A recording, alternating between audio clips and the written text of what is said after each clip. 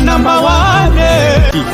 Tukisema kona ya Ambiance Oksijeni ya Uhuru FM inafanya vizuri. Sasa ndani ya Ambiance Oksijeni ya kona tukona, leo ni siku muhimu. Tumembamba mpiga bezi maarufu sana, si mwingine anaitwa Zenith. Zenith yeye alikuwa ni mmoja kati ya wanamuziki ambao wapiga bezi kutokea nchini Kongo, na alikuwa kwenye bendi moja hivi ya mwanamuziki mkubwa sana huko Kongo, si mwingine anaitwa Werason. Sasa katika kona tukona nimembamba, na hapa sasa atujuze mwenyewe kwa majina yake halisi, alafu baadaye tuendelee naye. Tuambie majina yako ndugu yangu. Mimi naitwa Zenith mpiga bezi, ila jina langu linaitwa Zenith Mkuba. Hiyo ndio jina ya kitambulisho, ila jina ya mnamuziki Zenith bezi. Mimi niko mzaliwa wa DRC Kongo, huko Goma ambapo kuna vita nyingi huko. Tunajua kwamba Zenith wewe ni mpiga bezi sana katika miondoko hiyo kutoka Kongo mpaka Dar es Salaam Tanzania. Uliondoka lini Kongo na Dar es Salaam uliwasili lini na una muda gani mpaka sasa? Huko Kongo nilikuwa